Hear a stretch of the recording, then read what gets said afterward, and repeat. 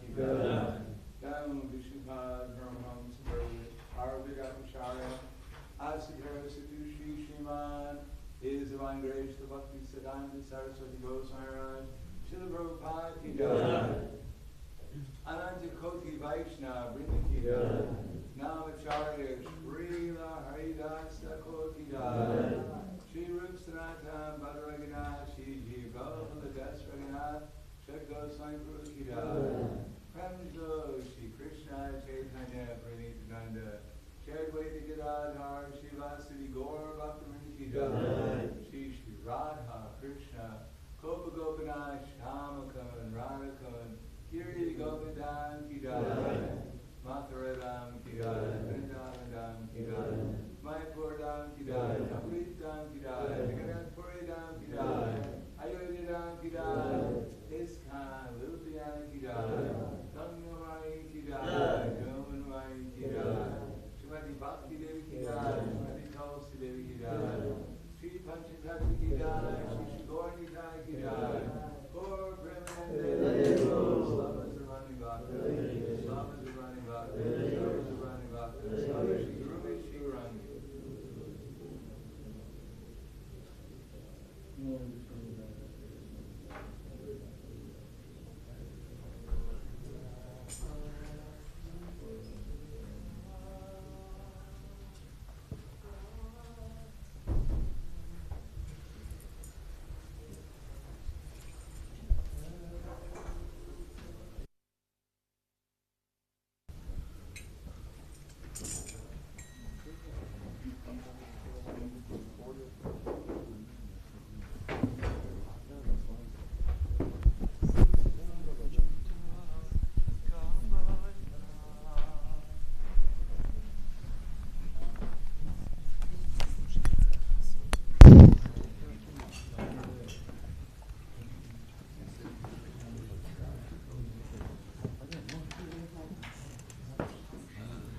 Hare Krishna, can I please make one suggestion?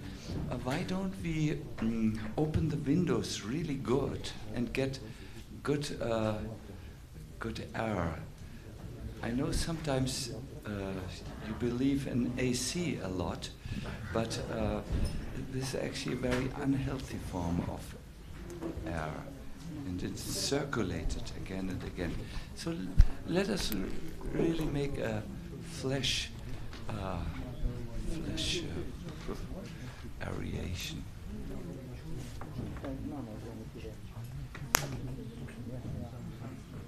No place. Yeah. With this.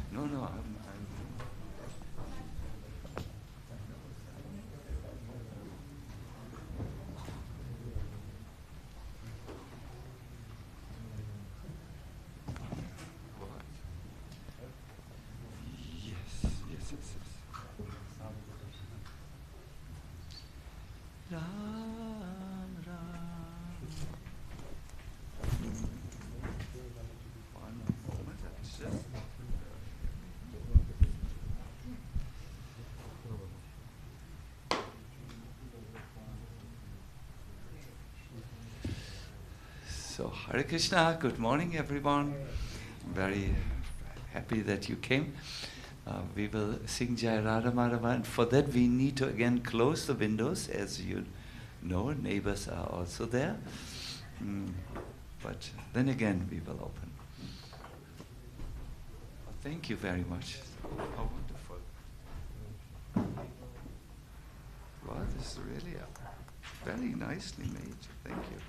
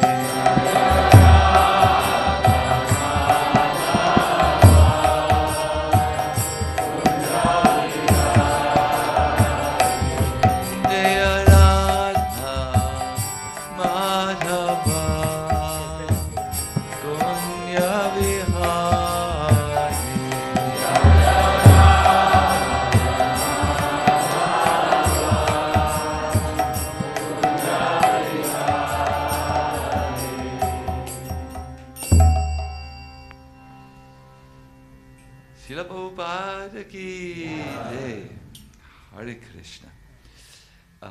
Can I please suggest something? Can we again open the windows, please, and then switch off the AC because I'm so sorry, but I really have great problems with the AC. So does someone of you know how to switch it off? Yes?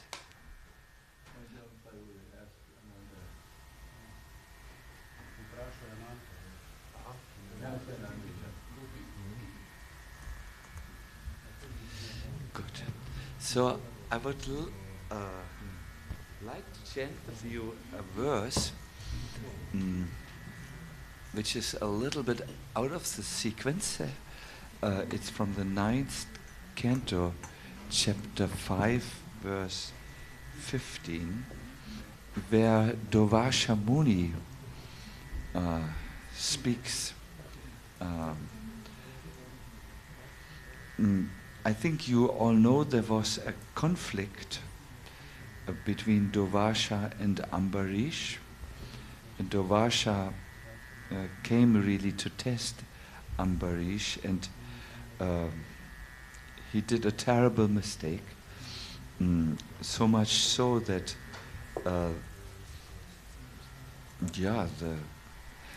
Lord Vishnu was angry at him, and only after he had begged forgiveness from Ambarish, whom he had offended, only then he was forgiven.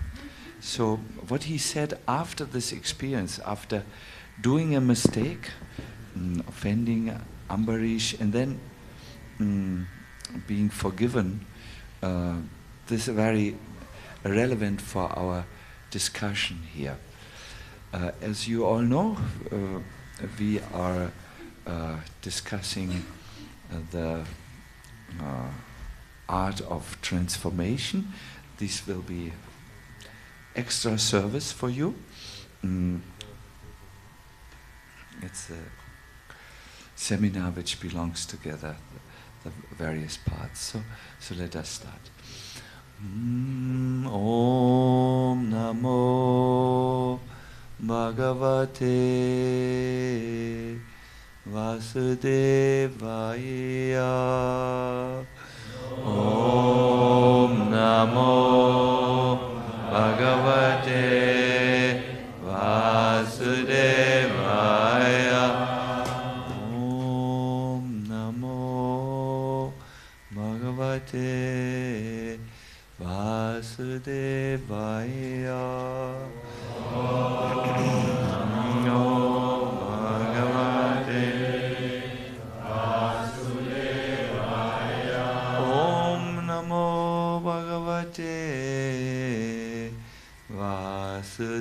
Vasudevaya.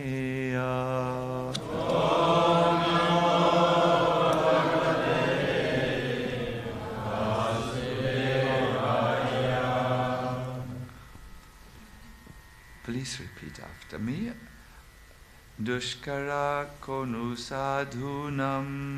Dushkara konu sadhunam. Dushyayo va mahatmanam.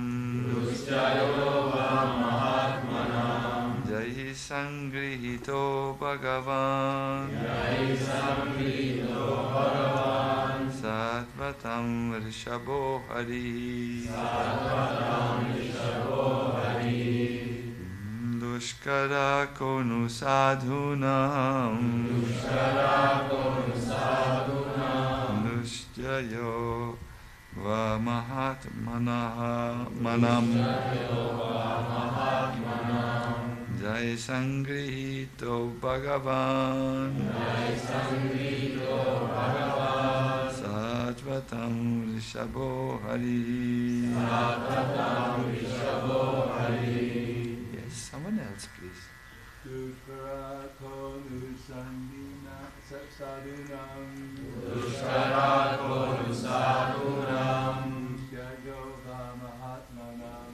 Dushyayo va mahatmanam. Jai sangrihito bhagavan. Jai sangrihito bhagavan. Sattvatam rishabho hari. Sattvatam rishabho hari.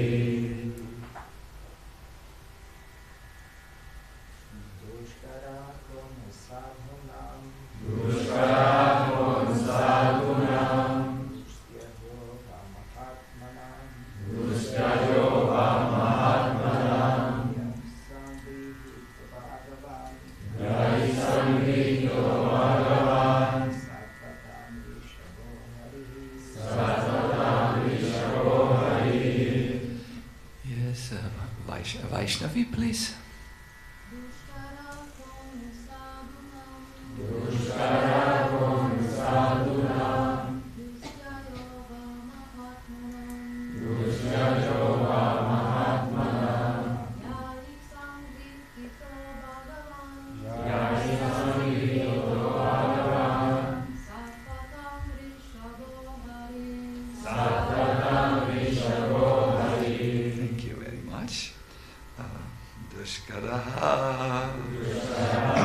Difficult to do.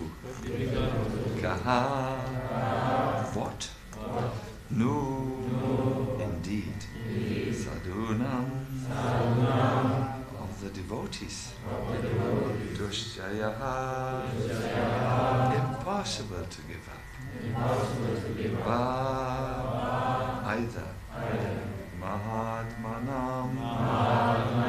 Of the great persons. Yai. By which persons? Sangrihita. Achieved by devotional service. Bhagavan, the Supreme Personality of Godhead. Sadvadam, of the pure devotees. Rishabha, the leader. Harihi, the Lord. Good.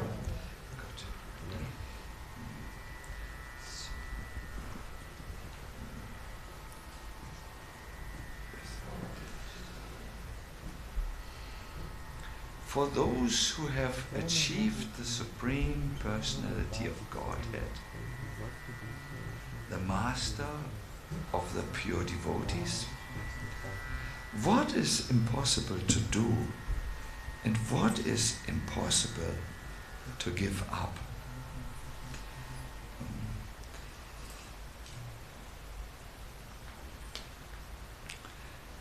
So this is a question.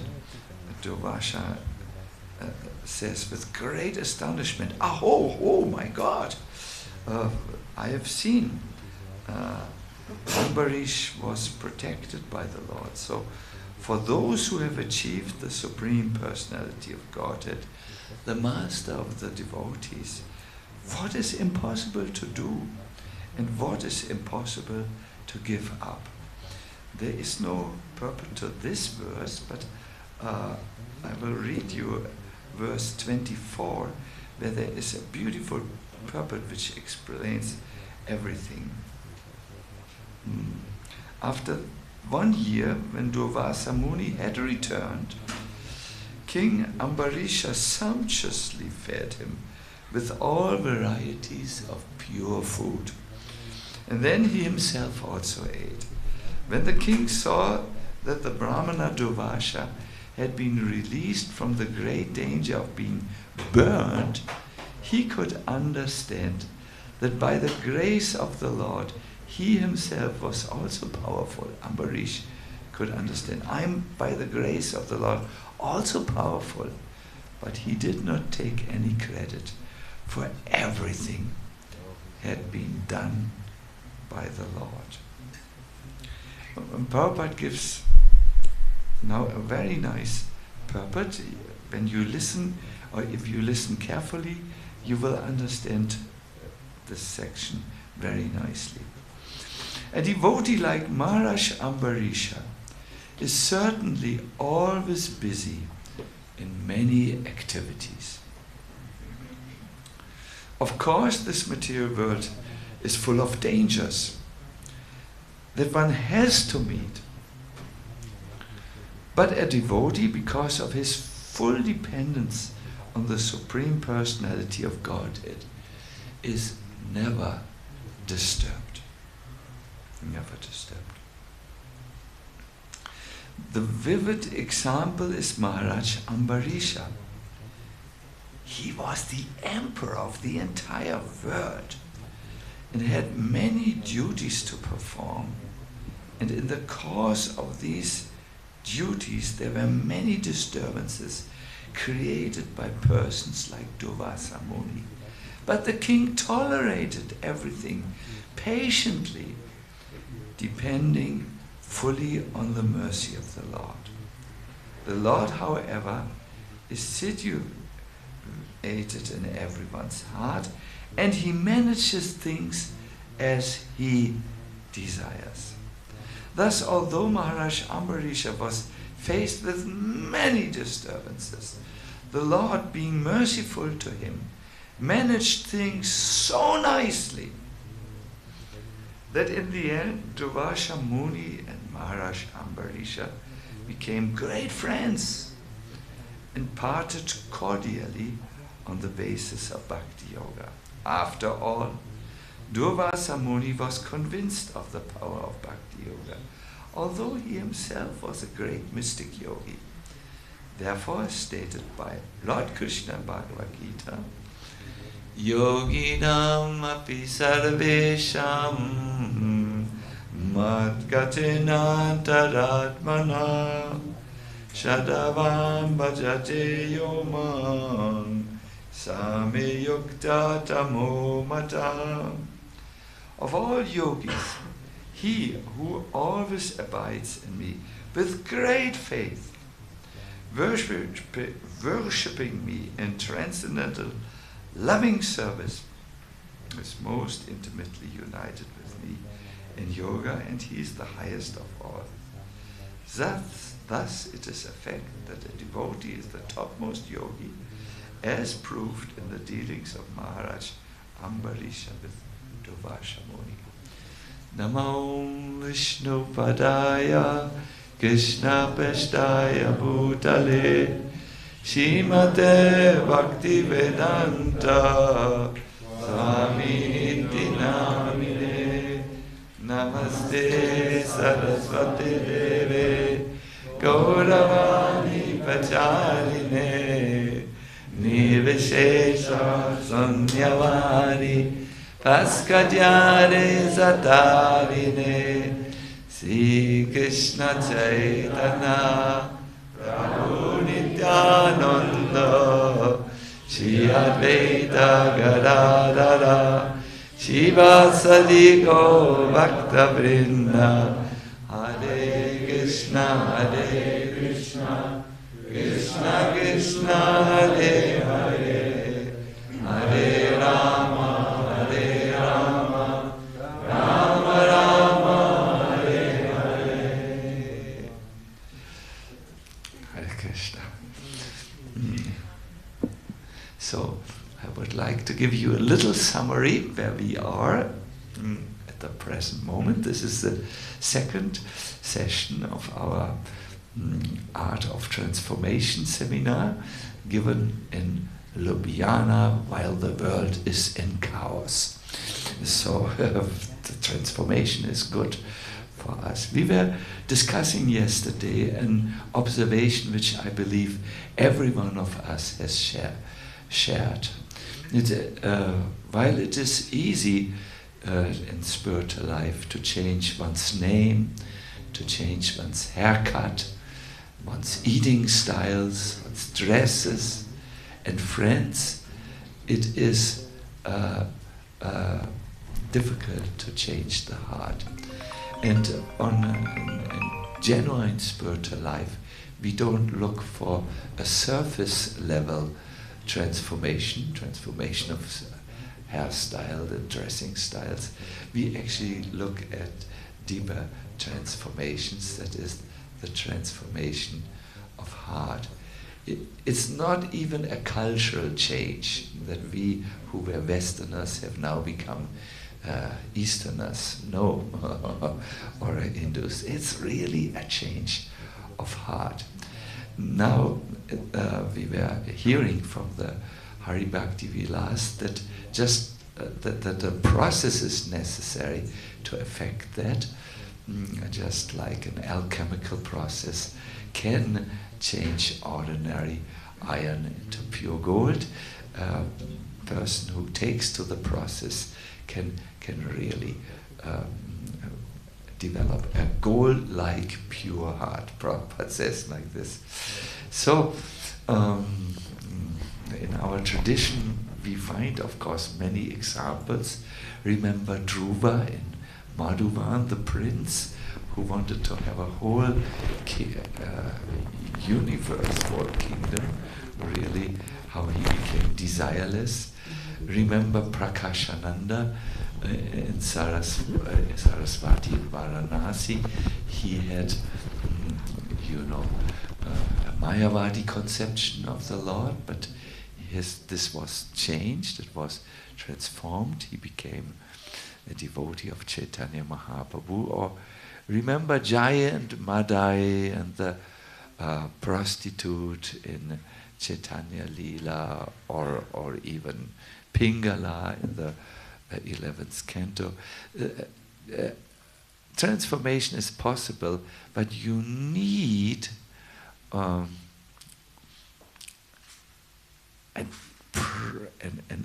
dynamic which work on you, a powerful, strong dynamics or agents of change. And we found out what this is in our Gaudiya line. It's Urva Puntra, the spiritual school which is given in our Sampradaya. It is marked by an external sign, a particular tilak. It's with tapas. You have to perform some austerity. But be careful here. The intensity which you use has to fit to your personality. If you do austerities for which you are not, let me say, which are not meant for you, then you will lack consistency. Therefore, it's very important that you practice a lot before you give the promise, the vow to chant 16 rounds a day. In our congregation, we don't demand this. We say, if you're a congregational devotee, you can chant 4 rounds, 8 rounds, 12 rounds, what is possible for you. But once you are initiated, it is assumed that the intensity of the practice is appropriate to your personality. You have changed so much already that it's not difficult for you, but it's easy. Intensity with consistency, my dear devotees, affects these amazing changes. Intensity with consistency. The Bhagavatam says, Tivrena bhakti-yogena. No? Tivrena, that is the practice of bhakti-yoga, that is tivra, means intense or strong. No? That can purify a materialist, someone who is an impersonalist, and everything in between. So yes, choose your intensity wisely, so that, because only consistency will help you. So we heard about other agents of change. Urva Puntra, Tapa, who remembers another one? Nama, wonderful. Then mantra, yes, Yagya is also there, correct. And then we miss one. Yes, sorry, we got a little bewildered. We have them all, but in the succession it's mentioned Udva Punda, Tapa, Nama, then comes mantra, and finally Yagya, which can mean a fire yagya, like we do, I think, weekly. Here it could also mean worship. So by this process, the transformation of the heart is possible. But I told you that there is one other agent which we will look at today. Divine mercy. We all have a problem. And the problem is not solved when we come to a movement, genuine spiritual movement. We suffer from avidya. This is often translated as ignorance, but what it means particularly is that you don't know who you are any longer. It's not ignorance of a subject like geology or so. No, it is avidya, means particularly the ignorance of who you are. you don't know any longer that you're the eternal self. And this leads to asmita, or misidentification, or we often say false ego. Jayadvaita Maharaj, who amongst knowing Prabhupada's books very good, knows also psychology very good. And he quoted in Switzerland Erik Erikson. Erik Erikson spoke about this ego problem like this. He said, every one of us carries an identity kit with him. You know, in that identity kit is our identification. You know, I'm a German, I'm American. You know, we have an appropriate passport in our identity kit. I'm a British person. We have a certain style, you know, shoes, or how we like to carry, how we bind our dhoti, or how we like to, when we are sannyasis, how we like to carry a scarf, or this, you know, it's called an uttariya. It's a certain way which is based on a certain identity, the way we perceive ourselves and we want others to be perceived. And my dear devotees, this false ego, as I wanted to say, is strong. Bhakti or Krishna consciousness, however, begins at the stage of when you have sarvopadi viniyamuktam, when you give up this identity kit, these designations, these labels on your personality. In the second canto, Srila Prabhupada says, Bhakti starts, or Krishna consciousness starts, when you understand, I'm not the body, I'm an eternal soul, you know. This is not so easy to understand. It's so easy to give up. I met a very old devotee who told me that when in 9/11 the American, the Twin Towers in New York were bombed, at that time he felt, how could they do this? We Americans stand for democracy. And he noticed, we Americans? Oh, oops.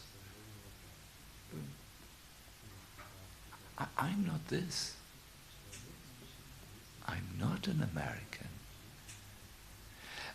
In Vrindavan, there was a problem also. A few devotees from Ukraine were beating a devotee from Russia because, and saying, you people from Putin, you have attacked us. Wait a minute, we are not Russian, we are not Ukrainian, we are eternal spiritual souls. But it's very deeply rooted, this ahankara. It's the point where the spirit touches matter.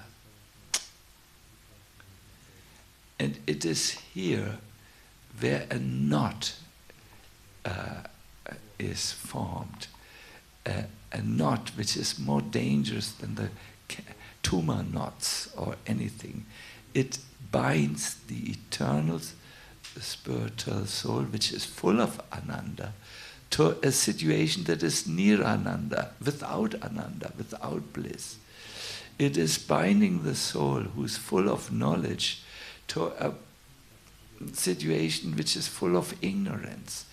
And in this way, we lose our identity. In yoga, all forms of yoga, our yoga is bhakti-yoga. We want to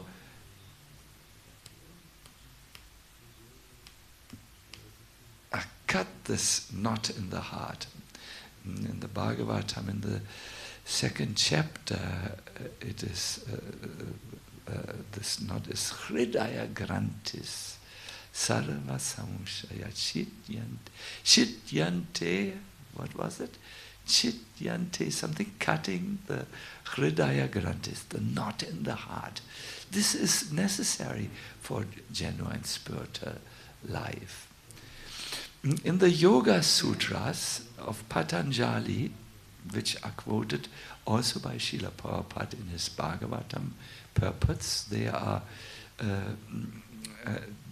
it is said that there are 3 things which can help you to cut these or remove these old, let us say, the results of the false ego, avidya, asmita, ignorance, ego, attachment, hatred, and abhinivesha means clinging to life and or absorption in material life. No, there are 3 things which can help you. One is tapas, that is self-discipline. The second is svadhyaya, study, which brings you knowledge and inspiration. And also, they say, japa is part of svadhyaya. That's a different perspective.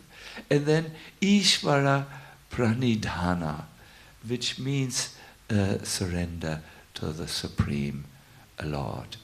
These 3 things help a person to remove or transform his heart and make it free from all these these illusions which are in there.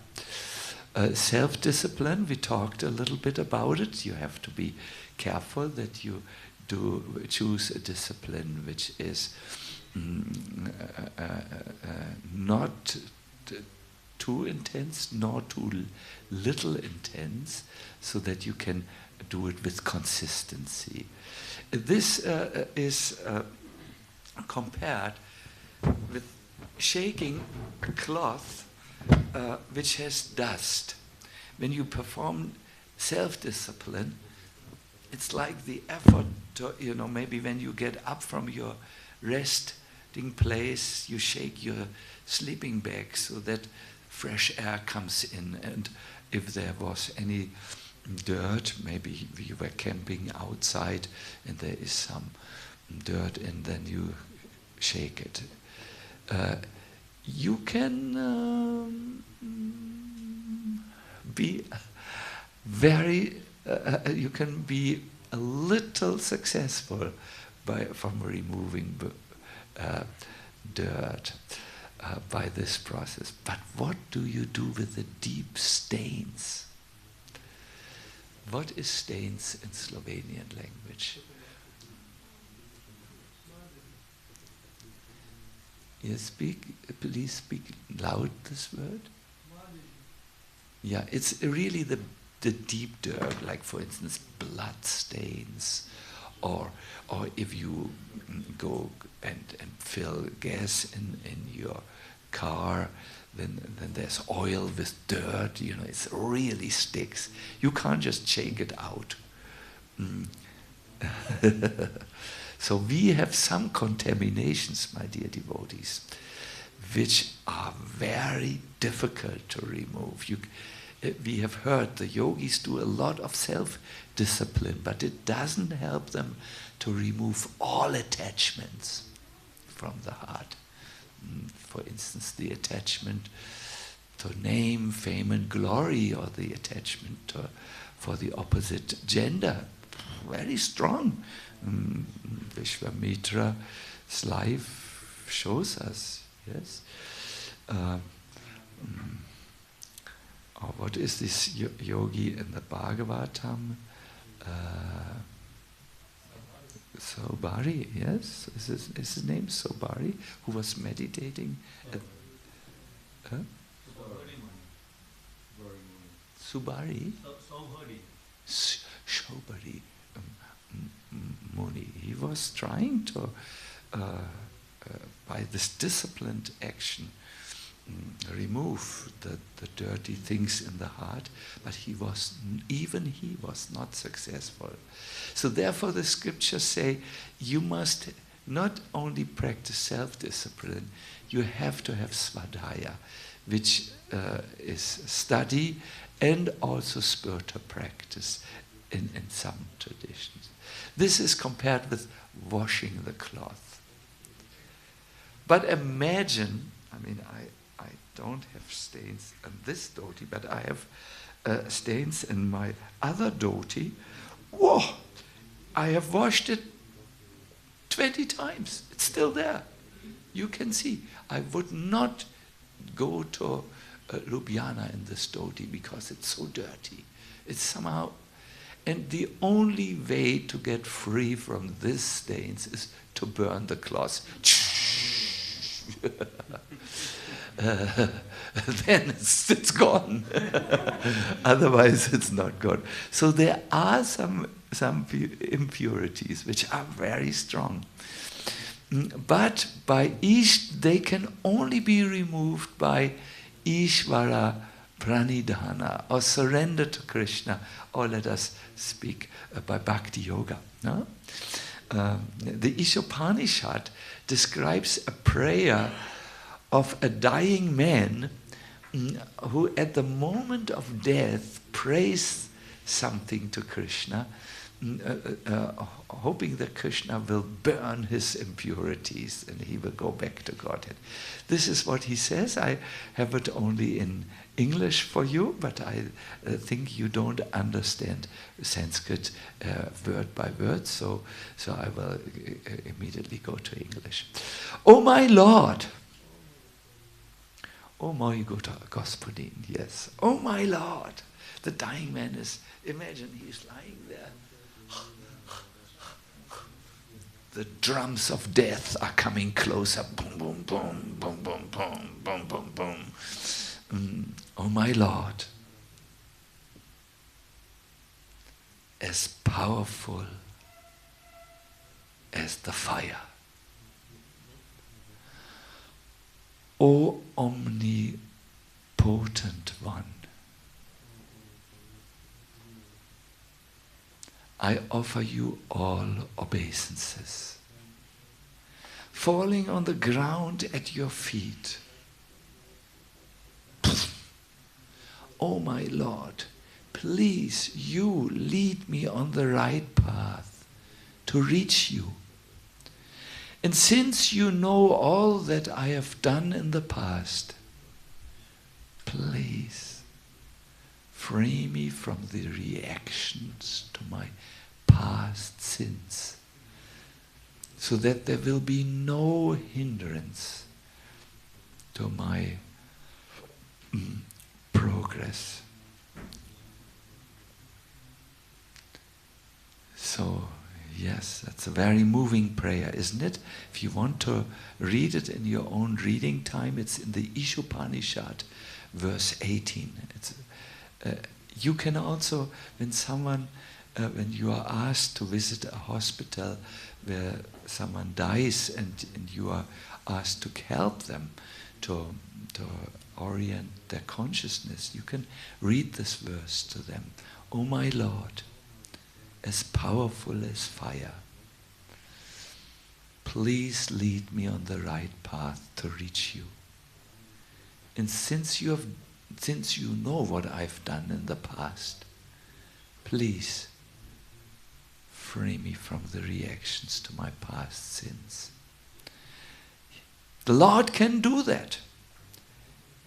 He can take His mercy because He is as powerful as fire, and He can change the impure heart of the conditioned soul, which is still filled with the problems of material, the kleshas they are called, ignorance and attachment and ego and all these things, and the reactions to these ignorant activities. The Lord by his mercy, can burn the cloth, and even the deepest stains can go out. But the yogi tries by self-discipline, is only as efficient as, shaking the cloth so that the dust or maybe some dry grass or anything falls out. What you can do with study of the scriptures and japa also is like washing the cloth. It's important, you need to do it to show the Lord, I want your mercy, but ultimately you need, and we need, to surrender to Krishna. And it is this surrender which will burn the deeper impurities and which will work.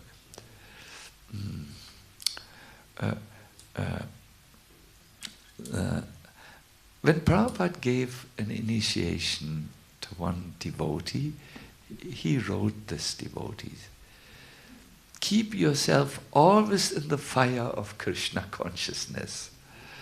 Read my books daily, chant your 16 rounds, and worship Sri Chaitanya Mahaprabhu in your home. No?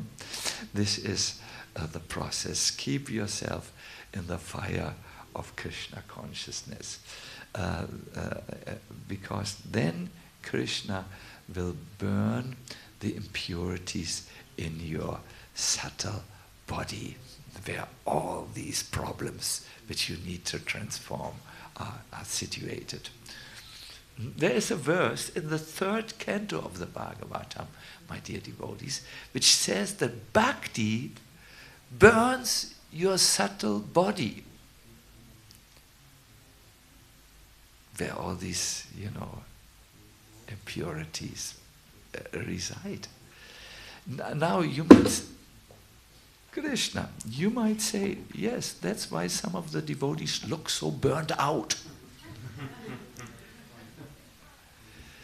Is bhakti burning our subtle body that our mind becomes like a piece of paper that is ashen?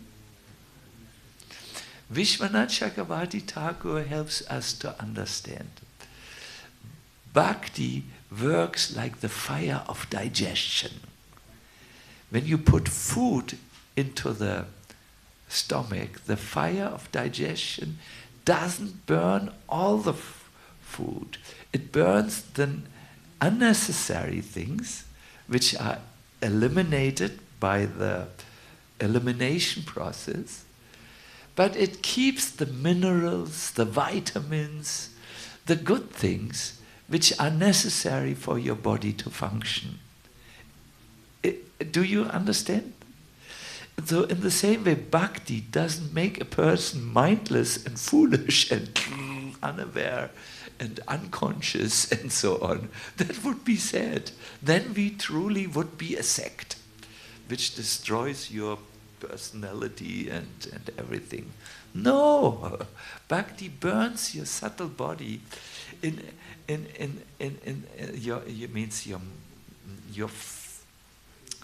your impure mind, the impurities in the mind and the intelligence and the body. There's a verse in the Bhagavatam which says,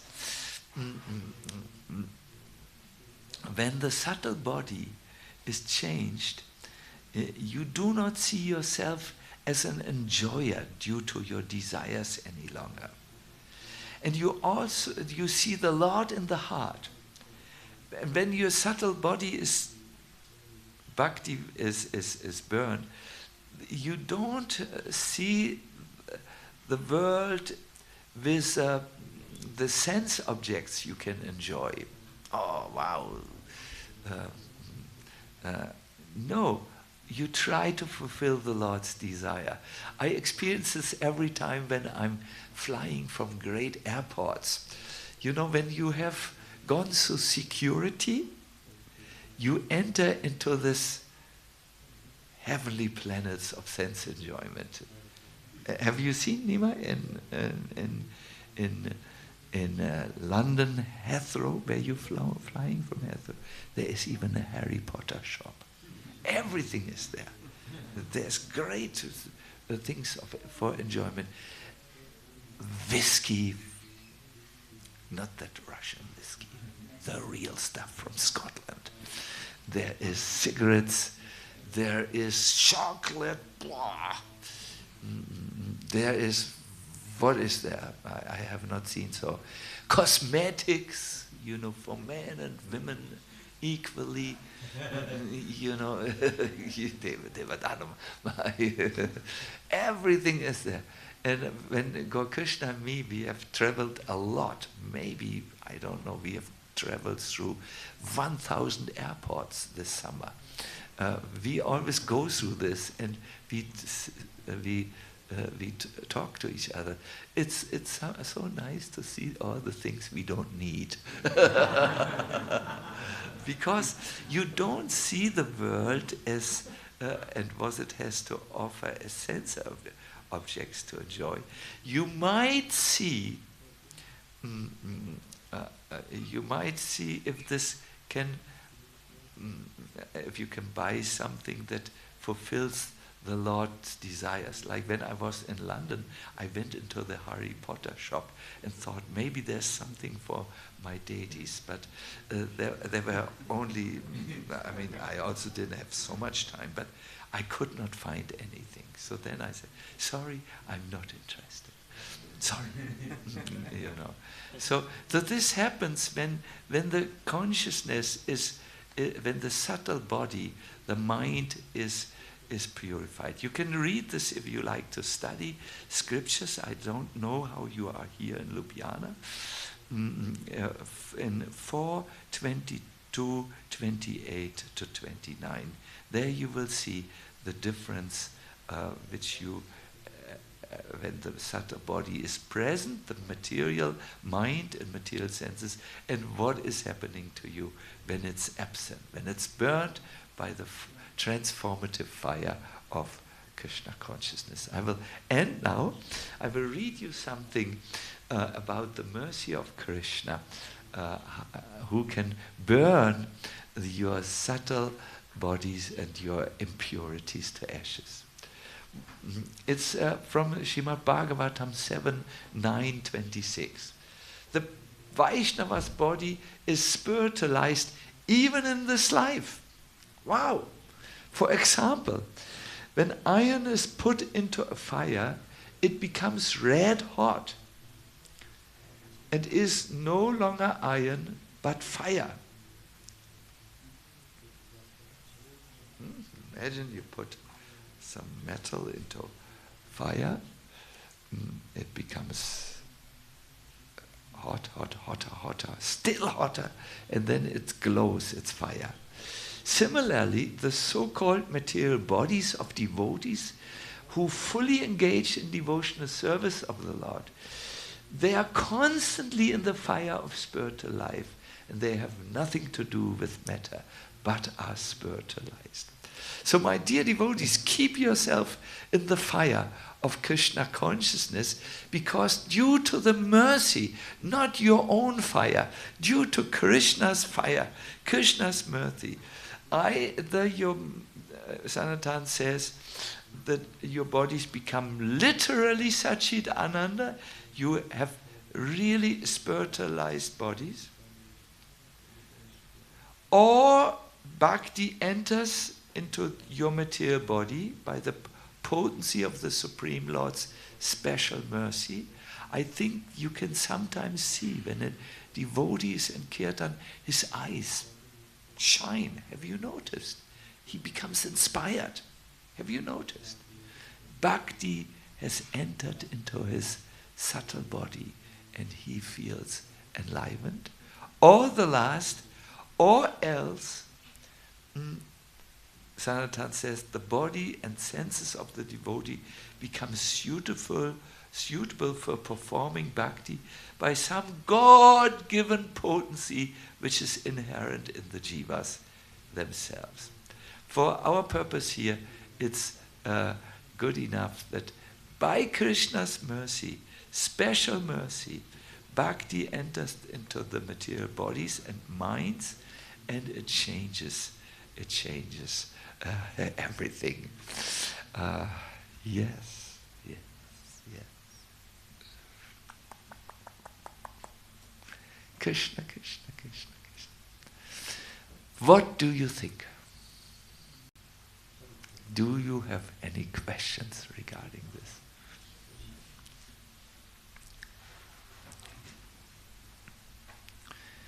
Yes. Maharaj, I can say that after many years of trying, it's looking like impossible to change my conditional nature. But somehow you said one time, there are two ways how transformation can happen. Like one way is like people try to go to psychology, different psychology methods to change their dirty things in the heart, but by doing this actually we get entangled even more. But then you said there is this other process of Shravanam Kirtanam, when we hear and chant about Krishna and then Krishna automatically make this change in our heart. But yesterday you said we need to focus our mind on, but there, because we know that if you go focus our mind in Shravanam Kirtan, change will happen and we'll be in ecstasy after. But on the ways between this is our mind who has some lethargy, apathy. Yes. So how to go through this process to come to the change? Ah, yes, Madhuchanda Prabhu. Intensity and consistency. What we, where we, you please look at your life and see where is about these two paradigms. Intensity, how intense is your spiritual practice, and consistent. That's very important. You understand? Consistent, on and on and on and on, not interrupting. But then you also need to call to the Lord. Have you prayed to the Lord? Have you actually gone to the Lord and presented this problem to Him? I mean, have you really, if it's a big problem, which I believe you that it is a big problem, have you already asked the Lord that I cannot do it alone? Bhaktivinoda Thakur in the Gopinath prayer says, my Lord, I must tell you one thing, my mind and my senses are not under my full control. They are material nature.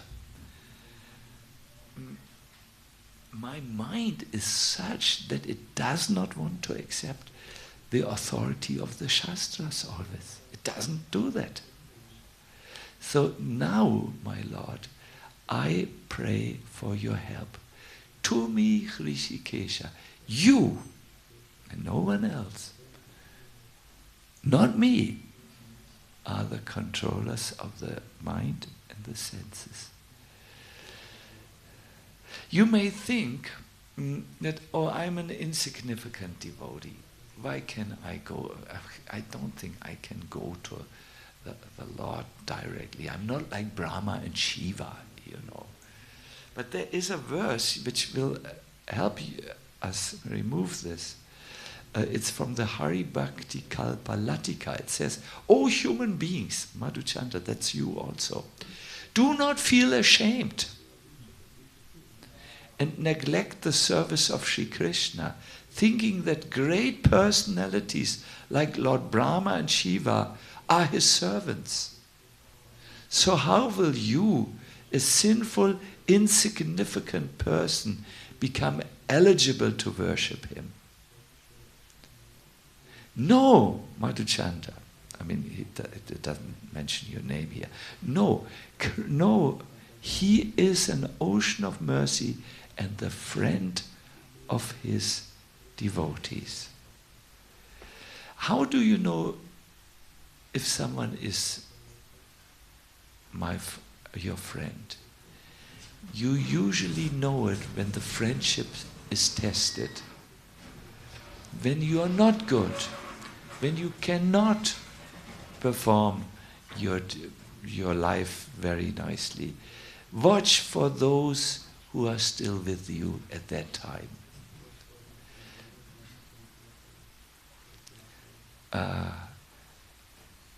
Radhanath Maharaj told me he knows the richest person of Asia. You know, don't think in Asia there are only rupees. Oof, you are mistaken. There are really rich people in Asia. And the wife of this person comes from a very poor background, but married this person who became incredibly rich, more than Rockefeller or the rich people which we may have heard. And this wife said to him, "You know, I have not one single friend since the time where I'm rich. All the friends which I have, the real friends, come from the time before I became rich, when I was poor." Because it seems when there is a rich person, the persons who come close cannot forget that they have tremendous money and they are influenced by it. No? So I want to bring out the point here. When you are poor, when you are not performing very well, when you are sad, when you are destroyed, when you are broken, then you know who's your friend. Not when you are in the glorious phase of your life. So Krishna is an ocean of mercy, and he's the true friend of his devotees. So when there is an impossible task, let us say you are ill. Today I spoke with a very nice devotee who has some health condition. If you surrender to Krishna, even if medicine has given you up, it's not, Krishna can help you. The way Krishna's mercy sometimes works, Madhuchanda, and that's why you may have to think if you want to pray, is also explained. When a child eats clay, his father takes the clay away and gives him sweet. Similarly, the Supreme Lord's lotus feet take lust away and give spiritual bliss to ambitious devotees who are ignorant of the glories. So let us say there is an ambitious devotee, he has many material goals. If he goes to Krishna and prays, "Please help me," Krishna might take the dirt out of his mouth and put a sweet in there. But the ambitious devotee may think, no, I don't want the Krishna conscious sweets. I want the hamburgers of material existence, and then, so think. But if you can go to Krishna like this, wow, Madhuchanda, he can help you. So 3 things. Check your intensity and check your consistency. Many times we are good when we visit the temple, and then life is also there. So intensity and consistency, check that. And go to Krishna. This is about the kripa of the Lord. Have you ever noticed, I'm asking all of you, when you are really going to Krishna, maybe after you have committed some mistake, maybe after you had a really bad time, and you chant, and you read and you think, wow, it's so true. Have you noted this?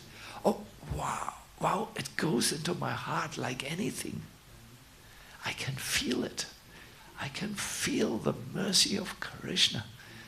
Where was I all these weeks and months and years and 10 years and 20 years. It happens. So by Krishna's kripa, things are possible. Tapas does a little. Svadhyaya, study, spiritual practice, does a little. But surrendering to the Lord, Ishvara, Pranidhana, and getting his, obtaining his mercy, that takes away all the dirt like that. When the cloth. This is all right. This is very beautiful. This dhoti. But I have one dhoti. I think it was. I hurt myself in the hand, and I was bleeding in it. The blood doesn't go out. Hare Krishna. I have to burn it, but but I'm a little bit attached to this dhoti. Hare Krishna. Good. Anyone else? I hope I have not put you to sleep.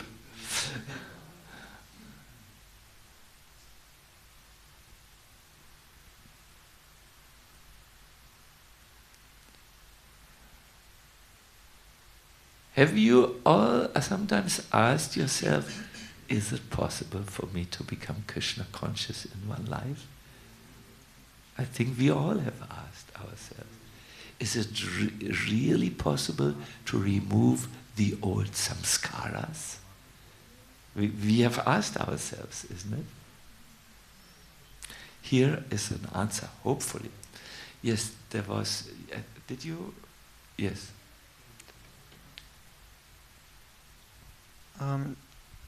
Thank you for inspiring lecture. I would just like to ask. You mentioned that that three aspects by which we can advance in spiritual life, and I would just like to ask, how can we get the inspiration and the power to really strongly try to grasp these possibilities? Mm-hmm, mm-hmm. Thank you very much. This is a wonderful question which you have asked. I will just request Krishna to come for a moment. Can you, one moment, this 4:22:26 on your mobile phone. See, the inspiration to move forward in Krishna consciousness comes by hearing. You need to hear a lot. And when you feel you suffer from a lack of inspiration, then hearing can greatly help you. Prolonged hearing. I remember when I was a young devotee, it was sometimes so difficult for me. And then I did, one devotee told me, why don't you read a day? Take a day off and just read. And for me this always worked. By hearing, it works. I want to also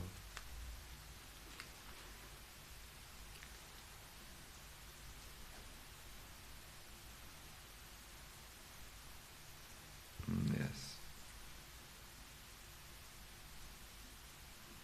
I will speak about this a little later. Hearing. We need this inspiration, and the hearing does it. With the hearing, our inspiration is generated, it is also maintained. I remember Prabhupada told us once, "You're not reading my books," he said. And it was correct. You're not reading my books, but I have written them for you. They're meant for you.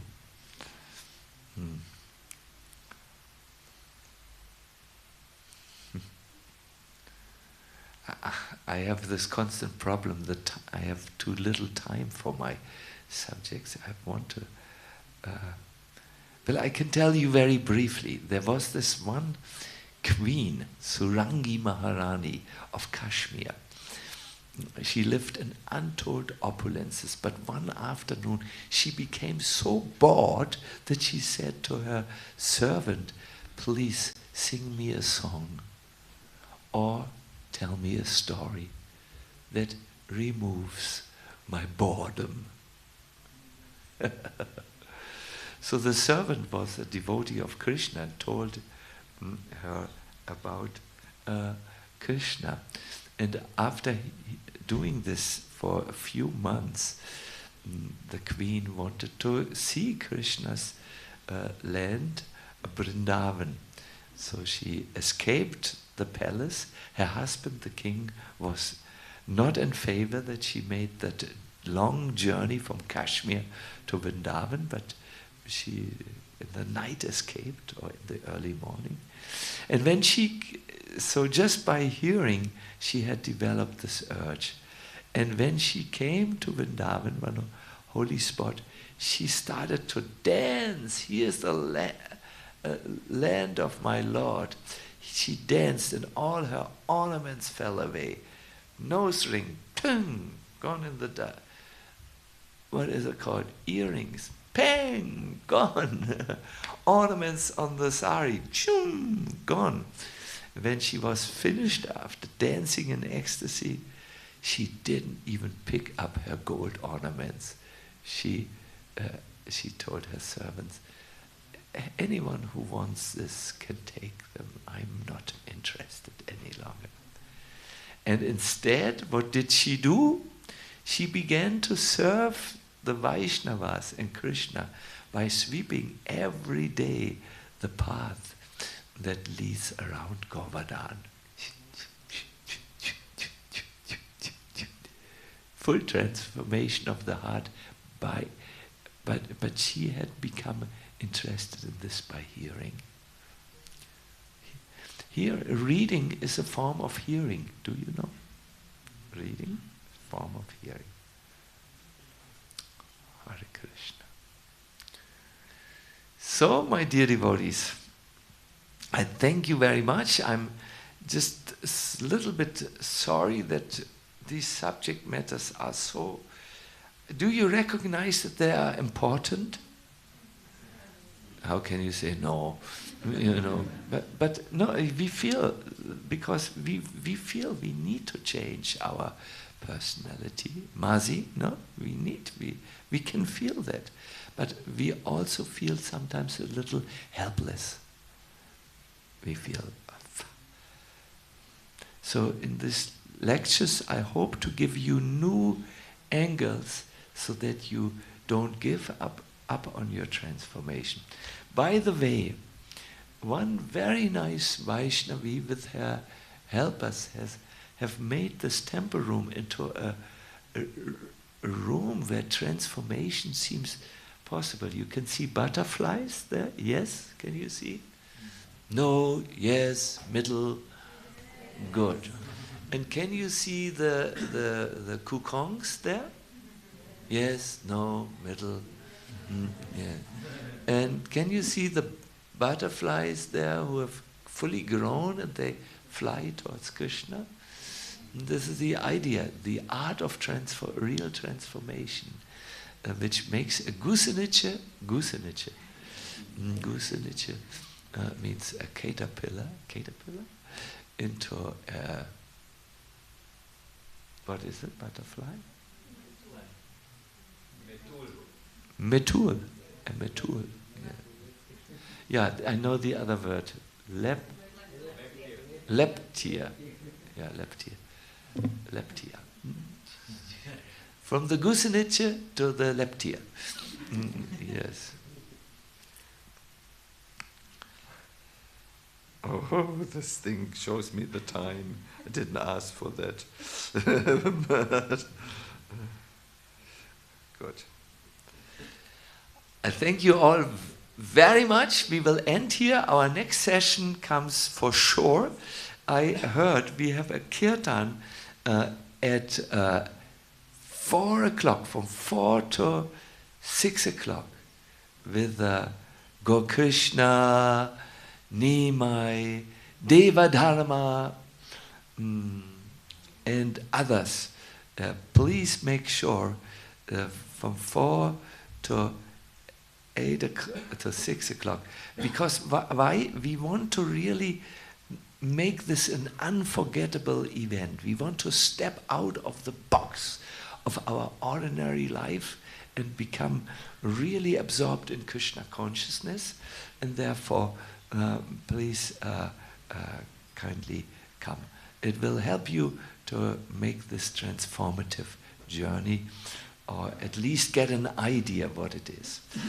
Srila Prabhupada ki jai, Shri Panchatattva ki, Gaur Premanandi, Hari Hari Bo, Krishna Krishna. Hare Krishna. I would also like to thank you for this wonderful seminar, for taking us on this journey on the art of transformation. And thank you for everyone who came. And now I would just like to warmly invite you everyone for a breakfast. It will be served downstairs, and then we can eat downstairs or outside in the tent, because the room down is not so big enough for all of us. I wish you a nice day and see you at 4 p.m. Hare Krishna. Hare Krishna. Thank you, Manditangi.